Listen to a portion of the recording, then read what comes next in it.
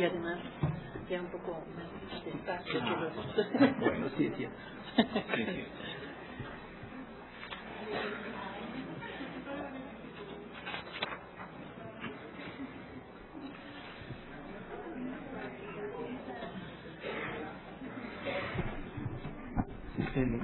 sí. Muy buenas tardes. Nos complace iniciar esta sesión de trabajo bajo el nombre Mujeres Refugiadas por el Derecho a una Nueva Vida, que se celebra dentro del marco de los 16 días de activismo del Día Internacional contra la Violencia hacia Mujeres y Niñas. El doctor Héctor Fierro me pidió que transmitiera yo a ustedes su bienvenida más cordial y se congratula de que un conjunto de instituciones de alto nivel y particularmente comprometidas con las causas de la mujer hayan sido quienes tomaron la iniciativa para realizar este evento. Realmente nuestro instituto ofrece la sede, la hospitalidad, pero la organización corresponde en gran medida a la Secretaría de Desarrollo Social del Distrito Federal, al Alto Comisionado de las Naciones Unidas sobre los Refugiados y a las otras instituciones o organizaciones no gubernamentales como Amnistía Internacional, como Monarcas, que se dan cita con nosotros junto con la ONG Sin Fronteras también. El Instituto agradece esta organización y de manera especial al licenciado Martí Batres, secretario de Desarrollo Social del Distrito Federal, que está previsto hacia el final, que nos dirija unas palabras de cierre, de la licenciada Marta Patricia Patiño Fierro, directora general de Igualdad y Diversidad Social, que por causas de agenda no ha podido estar. Se encuentra con nosotros su representante, a quien presentaré acto seguido. Iniciamos pues, señalo que en virtud del número de participantes vamos a contar con intervenciones de 15 minutos máximo. Sé que contaré con la colaboración de los participantes para ajustarnos a este tiempo. El evento se está transmitiendo por internet, o sea que a este momento en vivo pues está teniendo repercusión, y también tenemos el gusto y el honor de que el canal judicial del Poder Judicial de la Federación esté grabando el evento para ser transmitido más adelante. En virtud de ello, este micrófono es del canal del Poder Judicial, lo estaremos compartiendo a la hora de que cada quien tome la palabra. Dicho esto, en nombre de la licenciada Marta Patricia Patiño Fierro, directora general de Igualdad y Diversidad Social, se encuentra con nosotros la maestra María Concepción Martínez Medina, quien es directora de Atención y Prevención de la Violencia Familiar en el Distrito Federal. Ahora se desempeña como funcionaria en este área sensible, pero es una universitaria a carta cabal, ha sido profesora, investigadora en el Instituto de Investigaciones Sociales y el Instituto de Investigaciones Económicas. Mucho nos complace que alguien de nosotros esté encargada de esta función tan sensible. Entonces, la maestra María Concepción Martínez Medina dirigirá las palabras iniciales.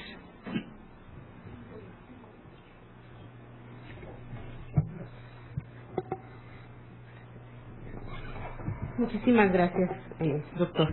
Muy buenos días a todas y todos. Yo vengo en representación de la licenciada Marta Patricia Patiño Fierro, directora general de Igualdad y Diversidad Social del Gobierno del Distrito Federal. Esta dirección es la encargada de la conmemoración del 25 de noviembre y de los 16 días de activismo dentro del Gobierno del Distrito Federal. Como ustedes saben, la Secretaría de Desarrollo Social del Gobierno del Distrito Federal tiene dos áreas sustantivas. Primero es el área de participación ciudadana y segundo el área de igualdad y diversidad social. Dentro de esta dirección general se encuentra la Dirección de Atención y Prevención de la Violencia Familiar, que tenemos la enorme encomienda justo de tratar un tema tan sensible y tan grave como es el tema de la violencia familiar y violencia de género, violencia comunitaria, que también es consecuencia desde nuestro punto de vista de la violencia familiar. Y somos una administración reciente, solo este año llevamos en la administración pública. Estamos convencidas de que el tema de la pobreza es un tema sustancial. Sin embargo, hay otro tipo de pobreza, no solamente económica, sino de pobreza de todos estos cuestiones simbólicas y de acceso al poder que son necesarias trabajar.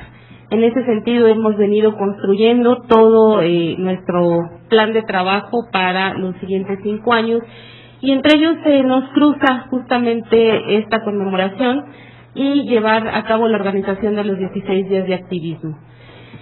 Cuando nos sentamos a ver qué íbamos a hacer, tradicionalmente se hacía una feria de servicios en el Zócalo capitalino.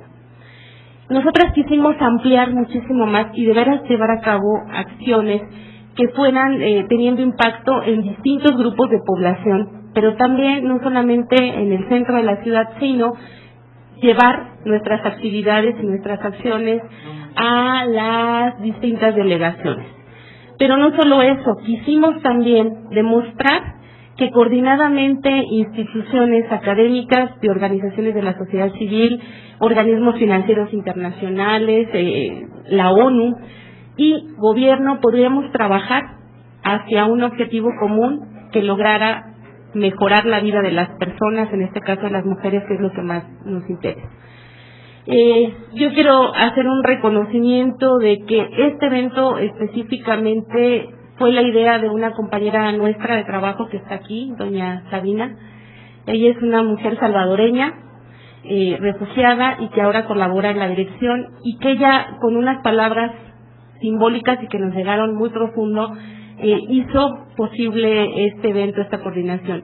Y fue decirnos que ella trabajaba con muchas mujeres organizadas, refugiadas, de distintos países, de los distintos continentes, que ellas se juntaban y que alguna reflexión que hicieron fue que cuando pisaron el suelo de la Ciudad de México sintieron una distinta forma de libertad.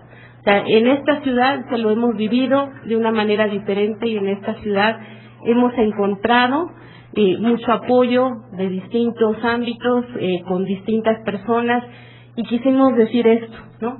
En este día dedicado para las mujeres refugiadas,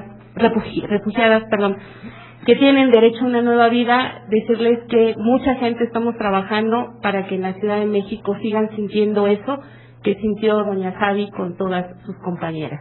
Entonces, un gusto, es un honor, es una satisfacción enorme, y es un compromiso el seguir trabajando coordinadamente con todas las instituciones que se sumaron.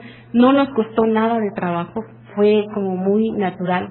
Surgieron las ideas, se fueron sumando las instituciones, y eso creo que no lo podemos perder, que tendremos que seguir trabajando en lo futuro por justamente una vida nueva y una vida sin violencia para las mujeres de todo el mundo, y las que nos toca atender específicamente en la Ciudad de México. Les agradezco infinitamente, sí, es un honor y es un gusto estar otra vez en suelo Puma, nos llega profundamente, y bueno, pues estamos a la orden. Yo digo siempre, estamos a la orden en las unidades de atención y prevención de la violencia familiar, pero realmente es con toda la intención de que nunca ninguna mujer necesite llegar a estos servicios. Muy buenos días, muchas gracias.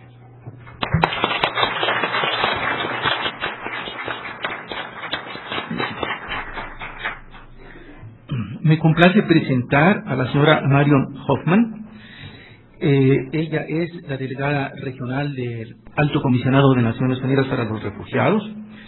Nació en Austria, en donde estudió la carrera de Ciencias Políticas y Estudios Orientales en la Universidad de Viena. Ingresó a la ACNUR en 1978. En el periodo 1984-1991, tuvo a su cargo programas de soluciones duraderas en Pakistán, Indonesia y Malasia. De 1991 a 1995 permaneció en la sede del ACNUR en Ginebra como coordinadora de programas, incluyendo México y Centroamérica. De 1995 a 1999 fue representante adjunta en la oficina del ACNUR en Grecia. De 2000 a 2004 fue representante del ACNUR en Albania. Antes de llegar a México, estuvo en la República de Corea como representante del ACNUR. Tiene una amplia experiencia en emergencias de refugiados en Europa, África y Asia. Habla alemán, que es su lengua materna, además inglés, francés, italiano, castellano, griego y árabe. Llegó a México el 3 de noviembre de 2005, en donde, como señalaba, ha tomado las funciones de representante regional para México, Belice, Cuba y Centroamérica. Señora Hoffman, por favor.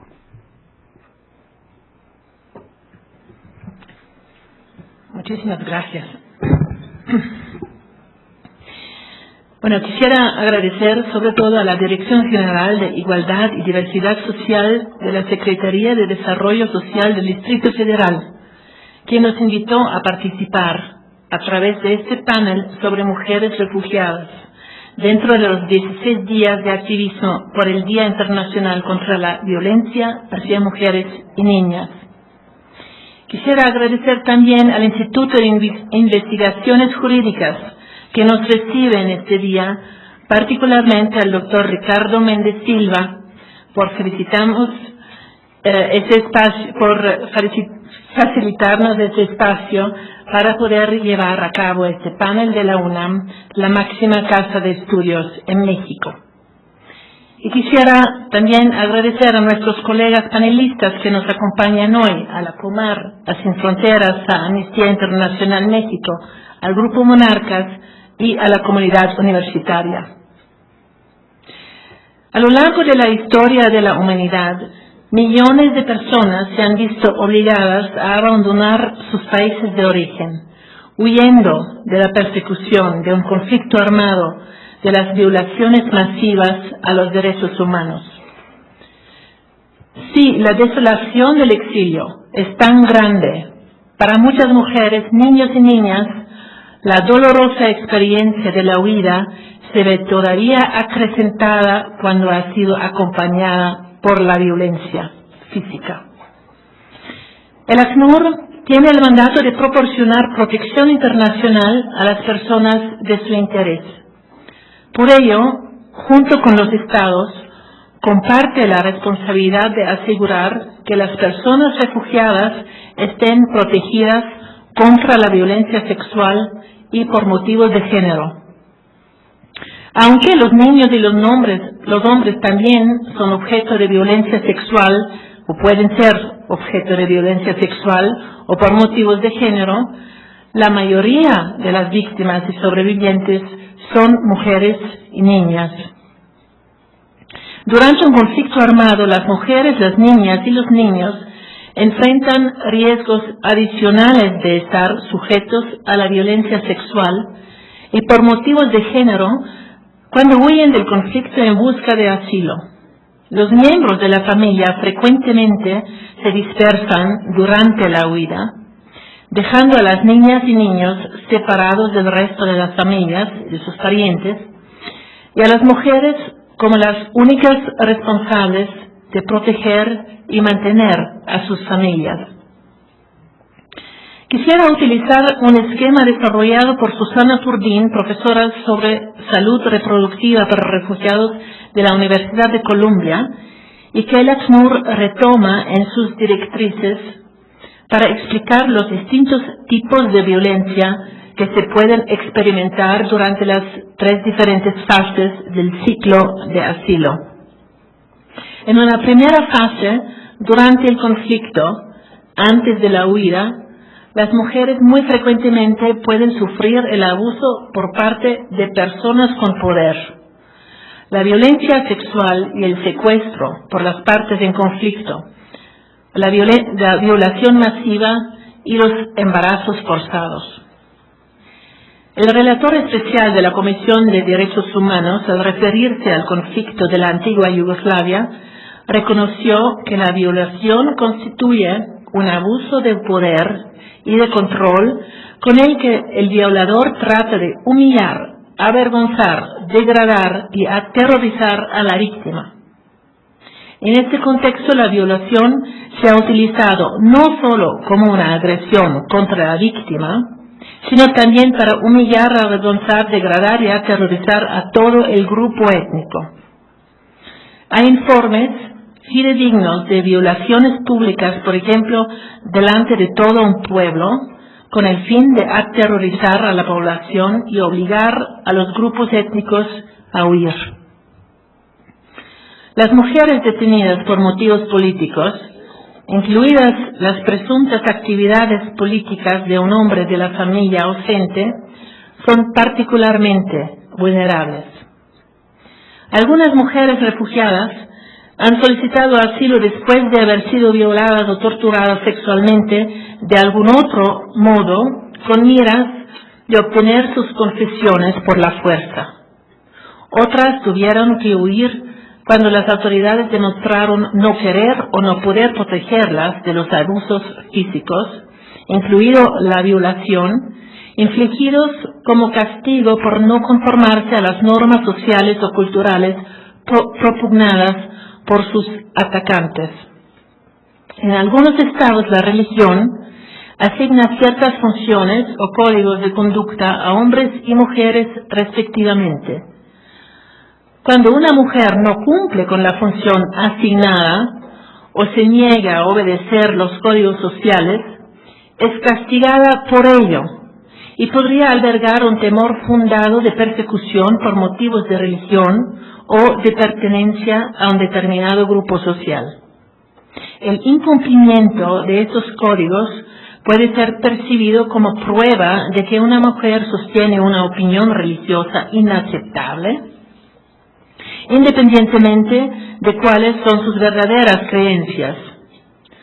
Una mujer podría sufrir las consecuencias perjudiciales de sus creencias o prácticas religiosas particulares cuando rehúsa sostener determinadas creencias, practicar una religión oficial o ajustar su comportamiento a las enseñanzas de una religión específica. También existen casos donde la persecución que una persona sufre puede estar motivada por la orientación sexual. Las prácticas sexuales de un solicitante pueden ser relevantes en la solicitud de asilo cuando éste ha sido víctima de acciones persecutorias, incluyendo la discriminación, por razones de su sexualidad. En ciertas sociedades en donde la homosexualidad es ilegal, la penalización por conducta homosexual podría equivaler a persecución. Incluso cuando las prácticas homosexuales no sean penalizadas, un solicitante bien podría establecer una solicitud válida en situaciones en las que el Estado tolere las prácticas discriminatorias o los perjuicios perpetrados en su contra, o en las que el Estado no pueda brindar protección eficaz contra tales perjuicios. La segunda fase del ciclo de asilo corresponde a la violencia que puede experimentarse durante la huida. Cuando una persona se ve forzada a abandonar su país, muchas veces necesita atravesar líneas militares o zonas afectadas por algún conflicto armado a fin de llegar a un lugar seguro. Esta situación pone a las mujeres y a las jóvenes en circunstancias especialmente peligrosas. En algunos casos, los guardias de fronteras han detenido a mujeres y jóvenes refugiadas durante semanas para utilizarlas sexualmente.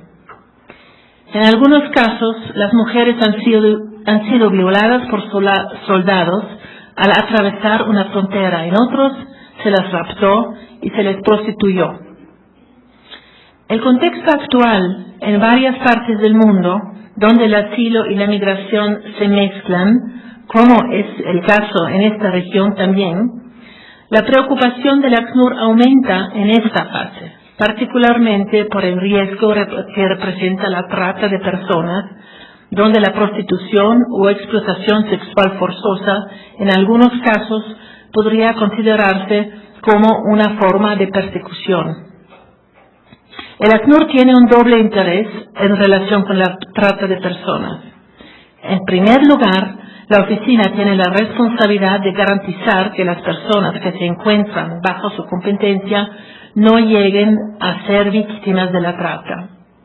Y en segundo lugar, el ACNUR tiene la responsabilidad de garantizar que las personas que ya han sido víctimas de trata y que temen enfrentar persecución al regresar a su país de origen tengan acceso a procedimiento para solicitar asilo y asimismo pueden ser reconocidas como refugiadas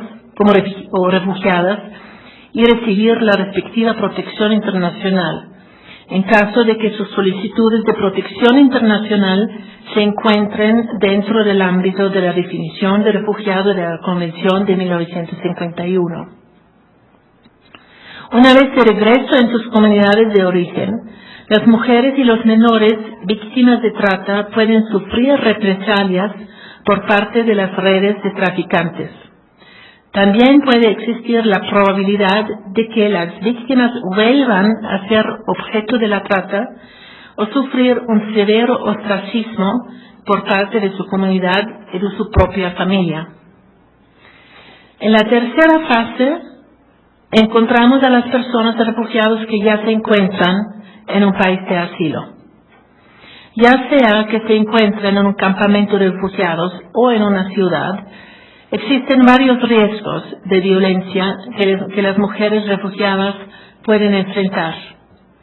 Además de las desventajas de ser extranjeras en un ambiente poco familiar, con frecuencia las mujeres refugiadas no disfrutan de la protección tradicional que les ofrecería su propia comunidad, sus redes sociales o su familia.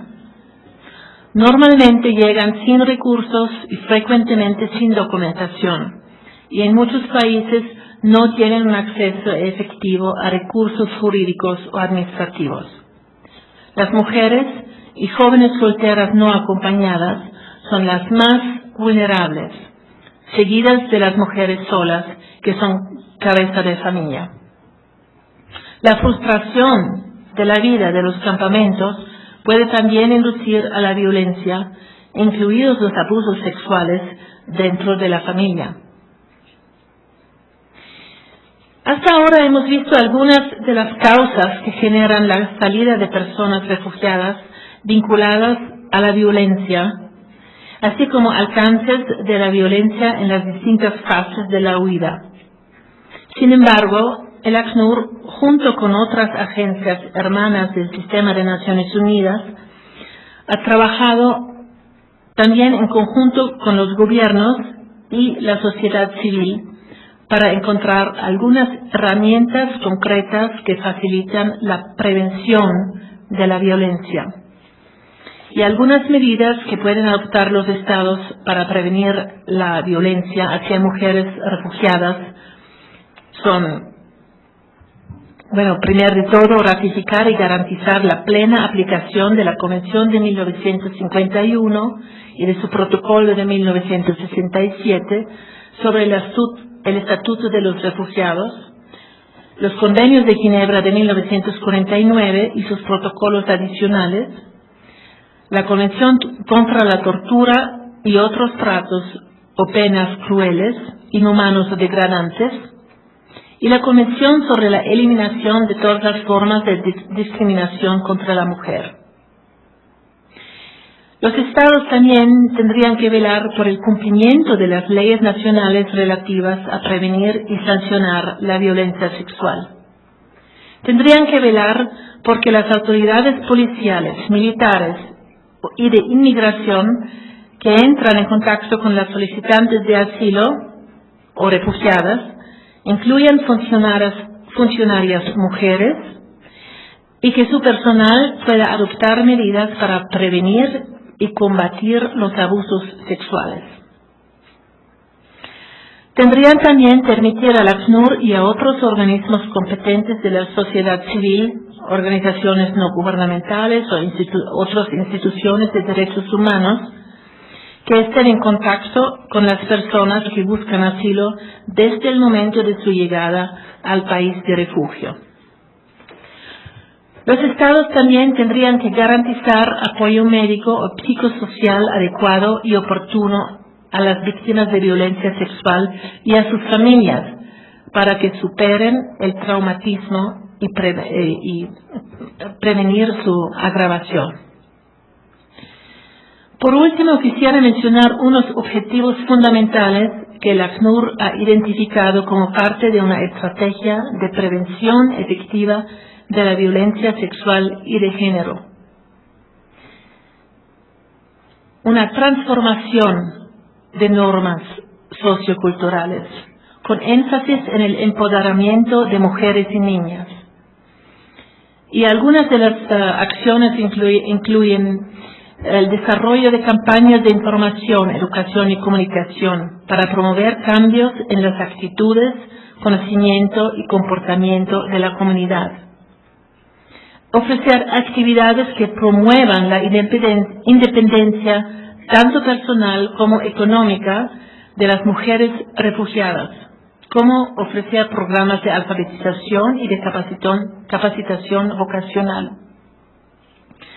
Y desarrollar proyectos de generación de ingresos y microcrédito, por ejemplo. Proporcionar acceso equitativo a la educación para las niñas refugiadas como a los niños. Muy importante es la reconstrucción de las estructuras y sistemas de apoyo familiar y comunitario, incluyendo el fortalecimiento de redes comunitarias, identificando personas dentro de la comunidad que puedan trabajar como educadoras comunitarias y consejeras. Desarrollar programas que incluyan actividades deportivas, sociales o recreativas que incluyan, por supuesto, a las mujeres y niñas. Alentar a los miembros de la comunidad a reanudar sus actividades religiosas y espirituales.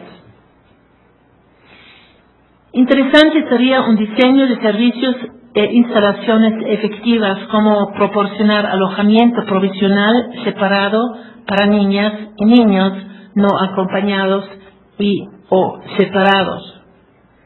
Y asegurar de que todas las personas refugiadas estén registradas y que los gobiernos proporcionan documentos de identidad individuales, porque cuando solamente los hombres, jefes de familia, son registrados, las mujeres pueden verse forzadas a permanecer bajo relaciones abusivas por miedo a perder el acceso a los alimentos u otros tipos de ayuda. Y entonces quedarse en esta dependencia.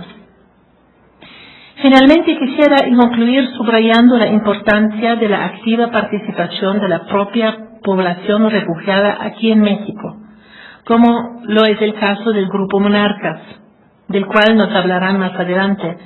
Esta participación de las mujeres refugiadas durante los distintos momentos de la historia de la oficina del ACNUR en México, que ya cumple sus 25 años. También hago un reconocimiento y agradezco a aquellos grupos de jóvenes mexicanos cuyas vidas han sido tocadas por los refugiados y por las refugiadas, y que voluntariamente han comenzado a trabajar con la población refugiada en la Ciudad de México. Especialmente considero oportuno ofrecer este reconocimiento aquí en este lugar, porque varios de estos jóvenes y estas jóvenes son estudiantes de la UNAM, tanto de Ciudad Universitaria como de la FES Acatlán. Muchísimas gracias.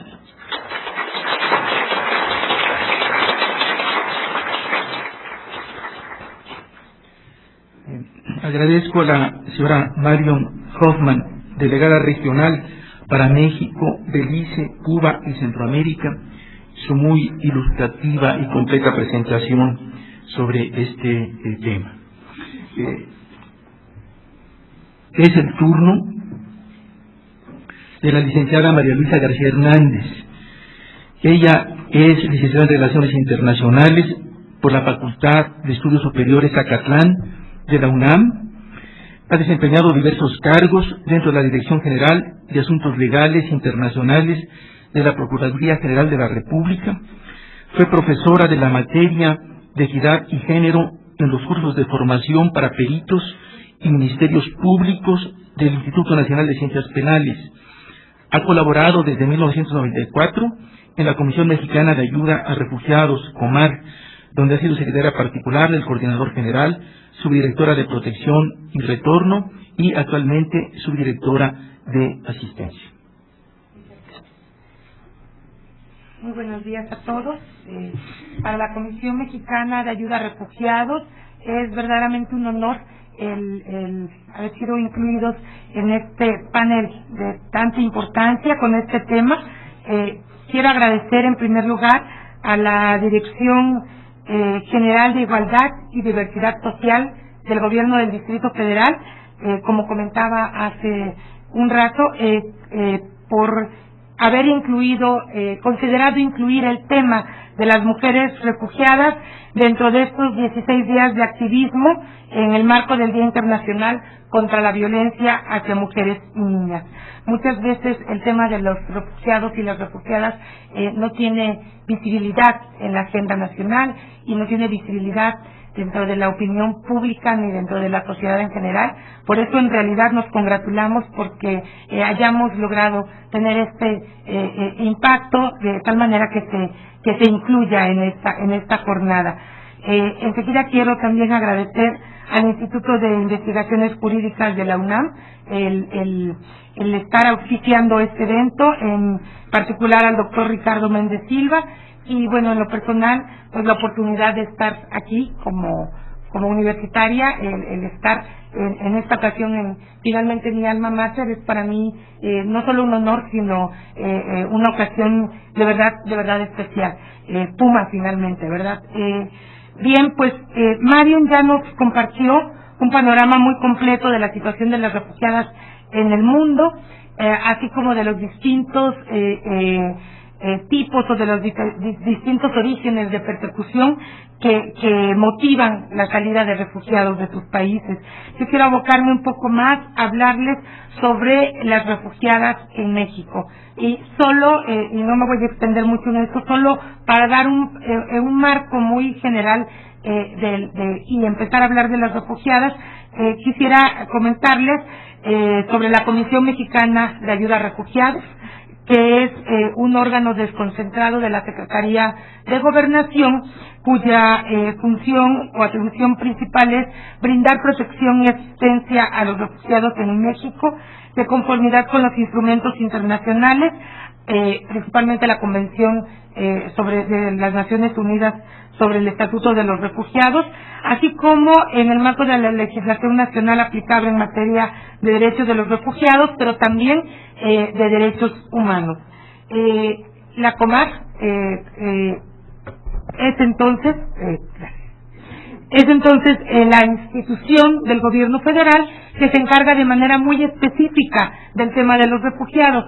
Sin embargo, la COMAR trabaja a nivel gubernamental en colaboración con todas las instancias de gobierno que, aunque no son especialistas en el tema del refugiado, pueden brindar servicios o apoyos que finalmente cubran necesidades que los refugiados y las refugiadas en México puedan tener. Históricamente, México, como todos ustedes sabrán, ha sido considerado un país con tradición de asilo y de refugio. Durante el siglo XIX, desde el siglo XIX, los extranjeros que han huido de la persecución en sus países han encontrado protección en México. Y solo por nombrar algunos fenómenos de refugio podemos destacar los españoles en la década de los 30 y los 40, los sudamericanos en los 70, y 80s y, bueno, los centroamericanos en los 80s. Muchos de nosotros hemos escuchado, cuando hablamos de refugiados en épocas recientes, lo seguimos ubicando todavía con el éxodo guatemalteco asentado en el sureste del país desde 1980 y, bueno, que ahora ya totalmente integrados, continúan en los estados de Chiapas, Campeche y Quintana Roo ya como mexicanos, los que no se regresaron a su país. Bien, esto solamente para dar un marco general. La Comar por mucho tiempo se dedicó a atender a este flujo de refugio guatemalteco, de refugio masivo en el sureste del país. Sin embargo, a partir del 2000, en que México se adhirió a la Convención de Naciones Unidas sobre el Estatuto de los Refugiados, México adquiere compromisos ya de manera formal, a compromisos que este instrumento internacional establece para la protección de los refugiados. Y a partir de ahí empieza una serie de reestructuración a nivel legislativo y a nivel de las funciones de Comar. Se modifica la Ley General de Población, se establece un comité de elegibilidad para refugiados del Gobierno de México y la Comar empieza a atender al refugio individual. Y a partir del 2002 empieza a sesionar el comité de elegibilidad sobre refugiados y es ahí cuando empezamos a atender a los refugiados y a las refugiadas individuales. Para entrar un poco más en materia y empezar a hablar de la situación de las mujeres refugiadas, quiero compartirles el perfil general de los refugiados en México, refugiados y refugiadas en México, de manera muy general. La mayoría de los refugiados viaja de manera indocumentada y utilizan los mismos medios que los migrantes económicos.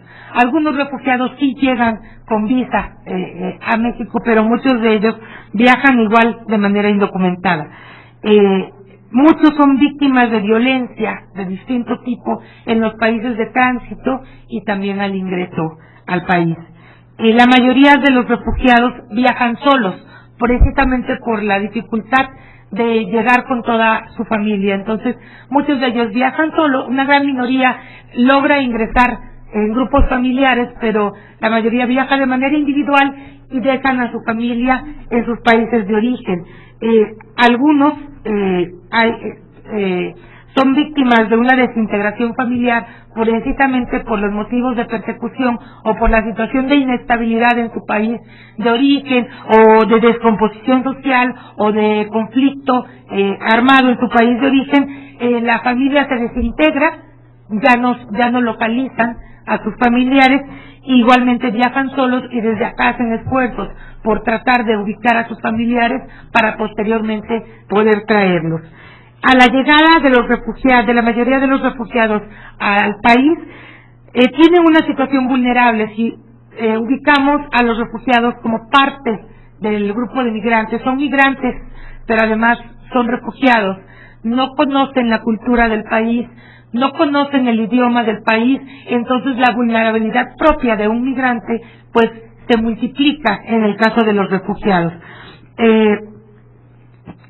En México, aproximadamente 81% de los refugiados son varones y más o menos un 20%, 19% son mujeres.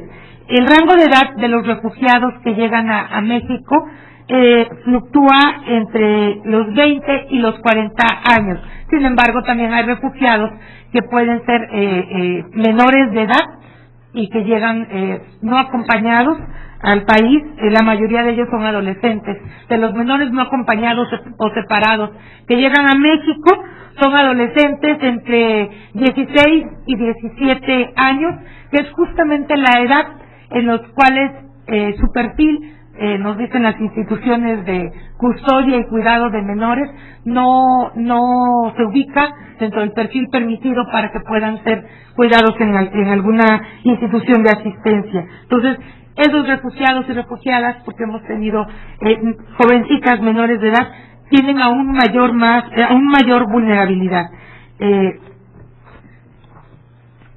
La mayoría de los refugiados que llegan al país son solteros, aunque también hay un porcentaje como de 30% que son casados o casadas, y los principales países de los idiomas de origen son inglés, español y francés.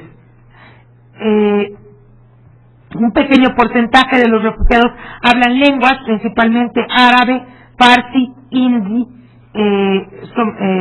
lenguas propias de Somalia, como y lingala, entre otros. Las principales religiones son católicos, evangélicos, y hay una minoría también musulmana, islámica, budista y testigos de Jehová, que bueno, están dentro de los evangélicos. Este es el panorama general de los refugiados y las refugiadas en México. Ahora bien, hablando más directamente de las refugiadas que están dentro de este mismo perfil, pero agréguenle además que siendo las refugiadas también migrantes y que sufren este tipo de vulnerabilidad por ser refugiadas, las refugiadas en México, independientemente del motivo por el cual son reconocidas, que pudieron haber sido reconocidas por opinión política, por religión, por pertenencia a un determinado grupo social o por cualquier otro de los motivos que la Convención sobre el Estatuto de los Refugiados indican, o como el caso de Haití, por ejemplo, por la situación de violación de derechos humanos o de inestabilidad que hay en su país, pero independientemente de las causas que motivan la salida de las refugiadas, hay una constante, y es que muchas de ellas sufren abuso sexual como medio de persecución, como medio, el reconocimiento no es por el abuso sexual o por el maltrato sexual, pero los agentes persecutores, sean estatales, sean ejército o sean otro tipo de agentes persecutores, utilizan el abuso sexual o el maltrato sexual como un medio de persecución. Las refugiadas, muchas refugiadas llegan en estas condiciones, las que llegan que sufrieron directamente de persecución. Hay refugiadas que no sufren directamente de persecución, sino que llegan con sus esposos o con sus parejas como parte de acompañándolos, y que son también reconocidas como refugiadas.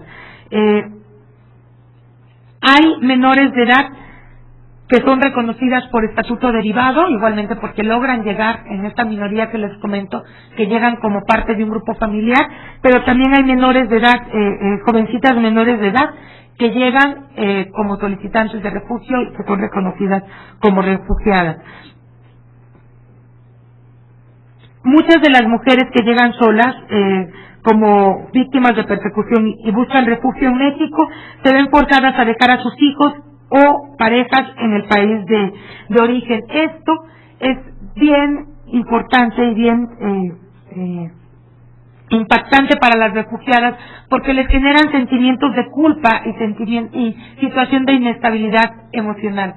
Las mujeres refugiadas traen de por sí el duelo de haberse separado de la familia. Vienen regularmente de situaciones en donde la equidad de género y la cuestión de empoderamiento de mujeres no ha permeado en sus hogares, entonces sufren doblemente el duelo, porque es el duelo de dejar a la familia y es el duelo de la culpa de haber dejado este rol y de haberse separado de la responsabilidad de sostener toda la cuestión reproductiva de la familia, que implica el cuidado de los hijos y el sostén del hogar, no siempre la cuestión de proveedor, pero sí la cuestión del sostén doméstico de la casa. Eso les genera muchas culpas a las mujeres refugiadas y es una dificultad para su integración, porque ellas traen la cuestión de tener que involucrarse en un país nuevo, en una cultura nueva, enfrentarse a una realidad de que independientemente de su situación emocional, tienen que buscar trabajo, tienen que salir adelante dentro de una situación pues ya práctica en el país, pero no dejan atrás todas estas cargas traen y que hemos visto, no solo Comar, sino las instituciones que trabajan con los refugiados, que es una dificultad que a través de los años difícilmente pueden ellas dejar.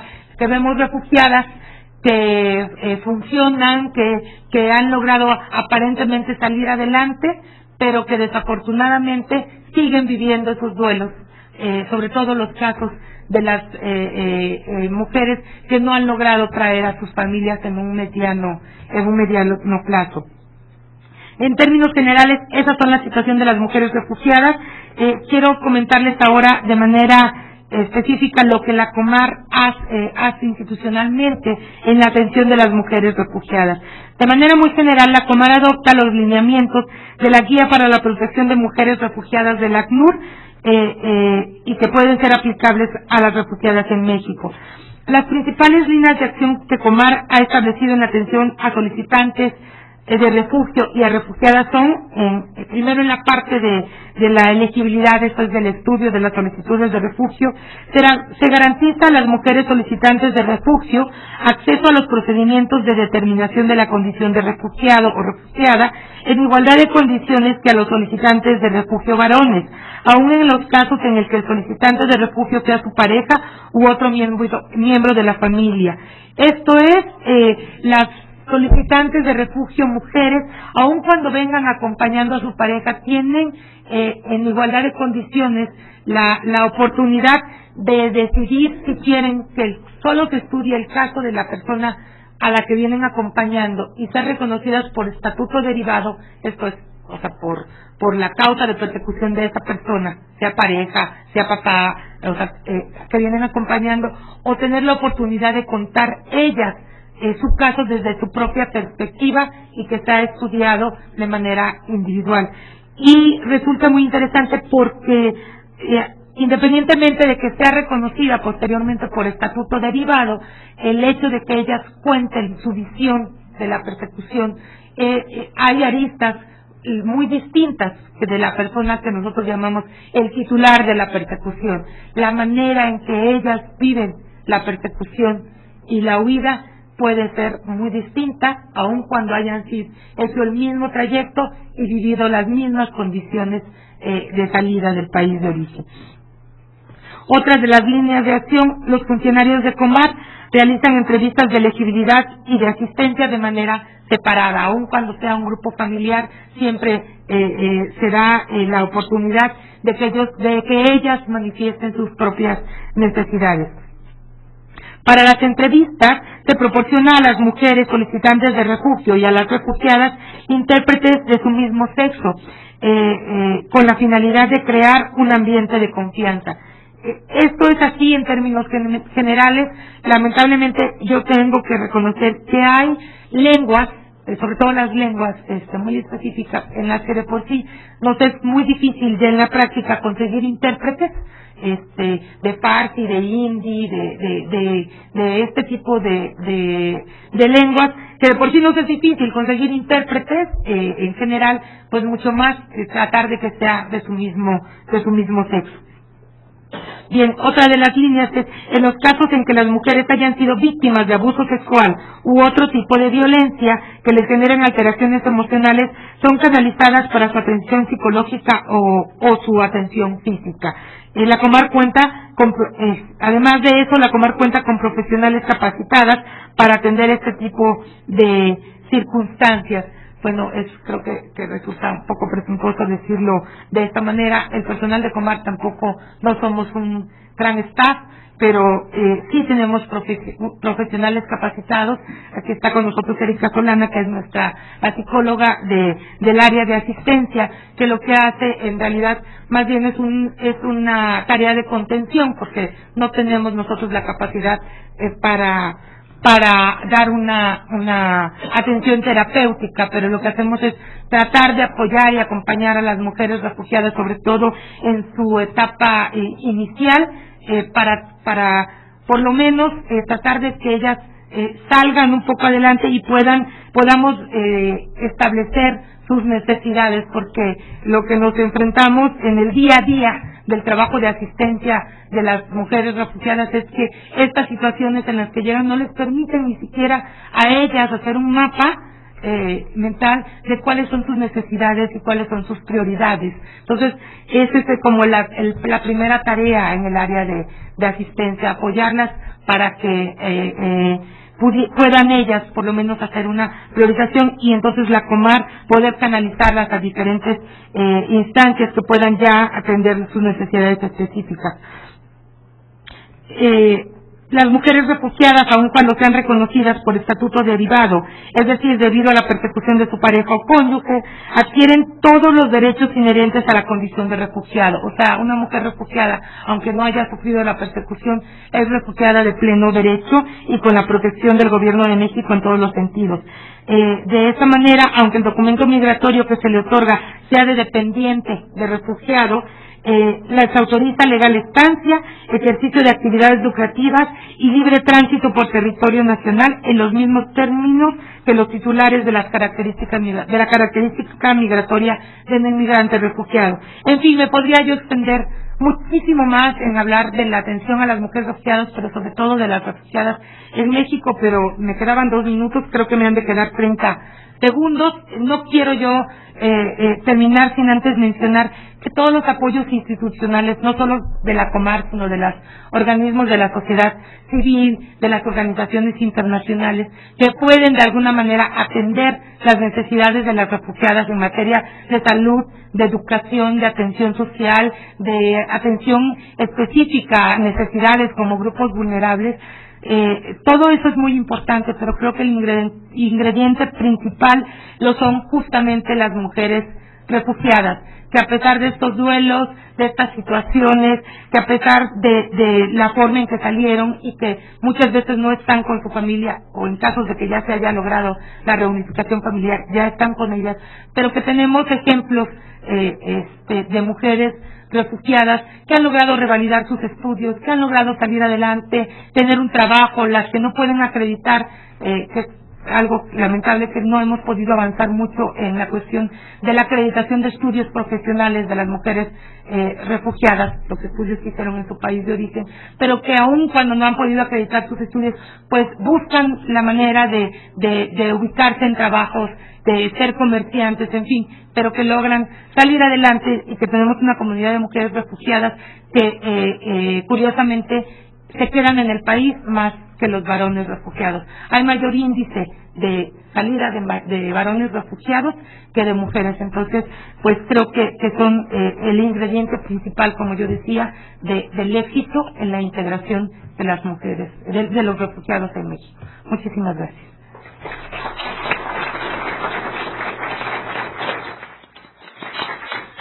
Gracias, María Luisa. También una espléndida presentación muy completa. Me da particular gusto, mucho gusto presentar a la licenciada Pilar Rodríguez. Ella es una joven profesionista, tan joven profesionista que hace muy pocos semestres era alumna mía en la Facultad de Ciencias Políticas y Sociales. Estuvo conmigo en 2 materias y una de ellas el seminario que dedicaba yo a los derechos humanos. Y hoy me complace enormemente tenerla de colega en esta mesa. Pilar es egresada de la Facultad de Ciencias Políticas y Sociales, es asistente de la coordinación de la Casa Espacio de los Refugiados, que es un proyecto conjunto de Amnistía Internacional, Sección Mexicana y la Oficina Regional del Alto Comisionado de Naciones Unidas para los Refugiados, el ACNUR. Pilar. Muchas gracias, doctor. Pues bueno, a mí me da mucho gusto estar aquí. Aquí está. Ya te lo pasé. Sí.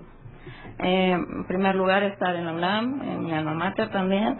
Un honor estar compartiendo un panel con el doctor Méndez Silva, que él despertó en mí mucha sensibilidad en estos temas, particularmente en el de refugiados.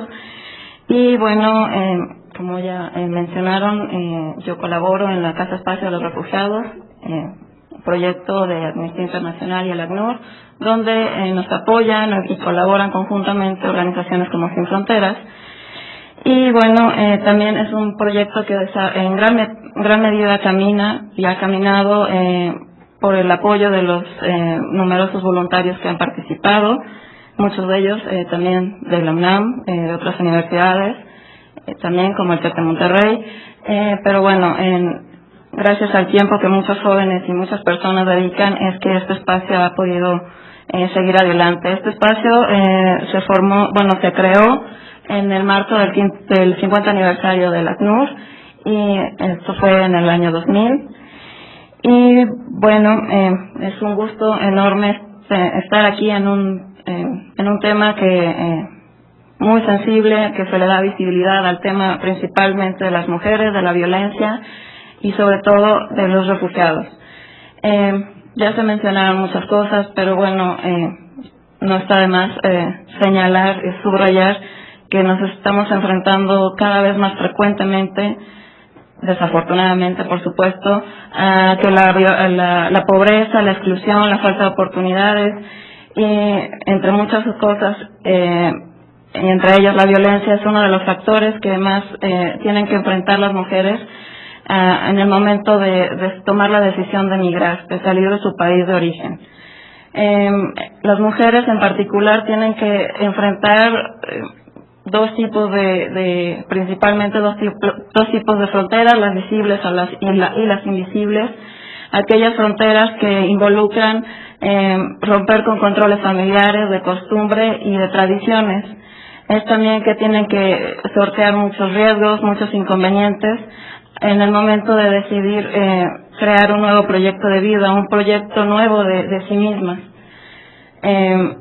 Bueno, en este escenario es que las mujeres refugiadas y migrantes, además de enfrentar el reto de ser extranjeras y refugiadas, tienen que enfrentar el hecho de ser mujeres.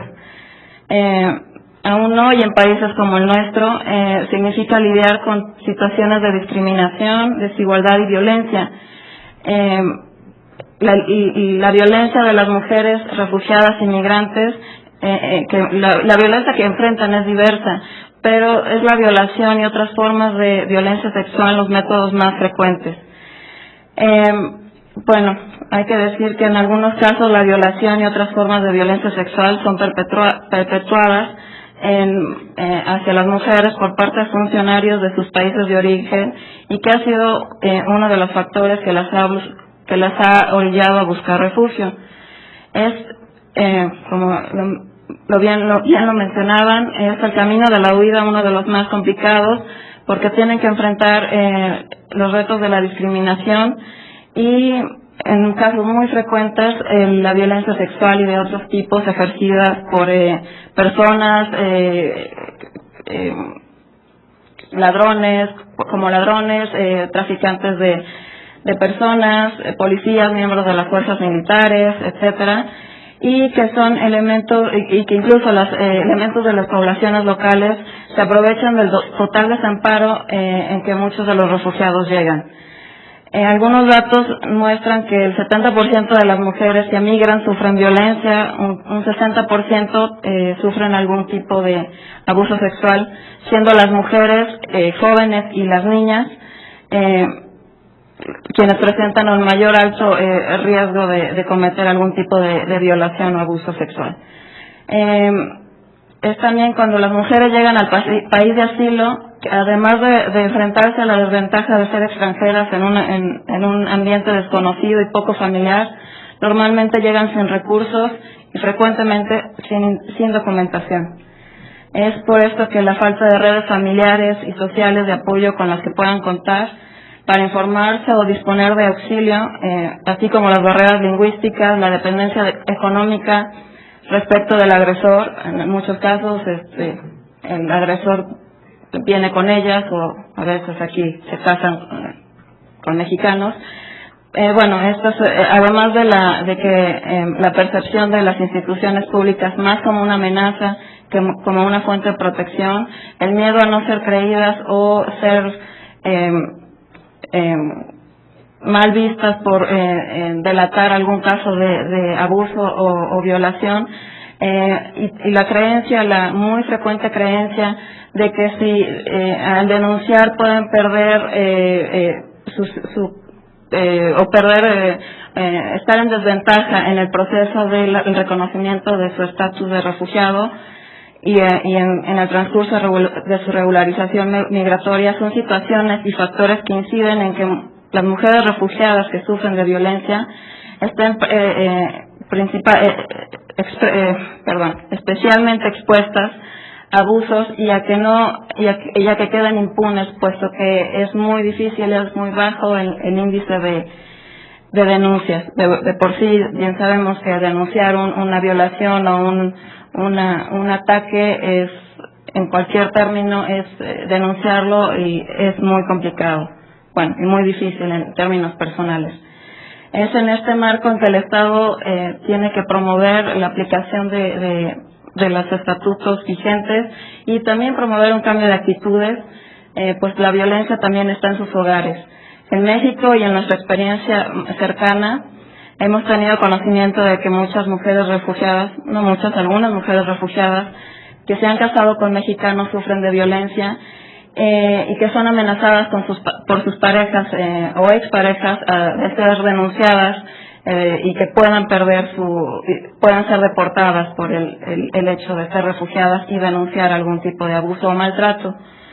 En este sentido también hemos tenido historias de mujeres que pues han tenido el coraje de salir de sus países de origen, dejar atrás muchas historias, en algunos casos historias de violencia de diferentes tipos, y que han logrado conseguir un trabajo, formar un hogar, y en muchos casos han logrado conseguido la reunificación familiar.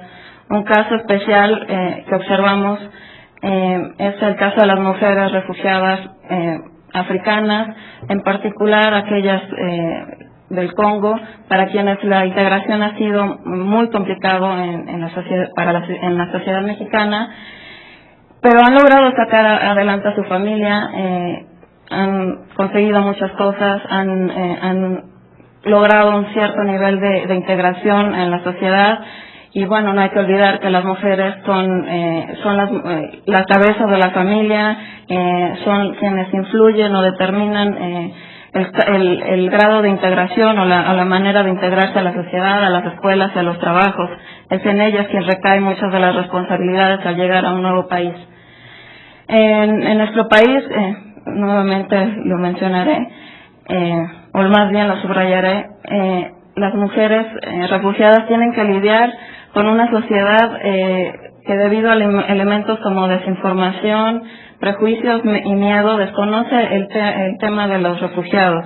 Y bueno, es así también que el tema de las mujeres y el de la violencia pues no es muy visible o se ha tratado de invisibilizar. Es por esto que subrayé la importancia de este panel y de eventos como este.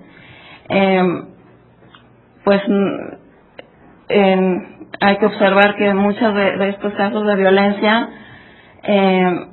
como lo mencioné, algunos son factores para salir de su país, y también tienen que enfrentar otro tipo de violencia o desafortunadamente en muchos casos sexual al momento de cruzar o de huir de su país, al llegar al país de asilo, y en muchos casos en sus propios hogares, ya sea con la familia que traían desde su origen, o al momento de formar una familia aquí. Estos son datos para observar. La violencia, aunque es un tema que se ha dado un poco de visibilidad, es algo que sigue en aumento. Por desgracia no tenemos informaciones de que disminuya o que se controle, pero bueno, espero que en eventos como este, en lugares como la universidad, en muchos otros, se visibilicen estos temas, que se pueda evitar y que todas las mujeres tengamos la libertad de vivir sin violencia. Muchas gracias.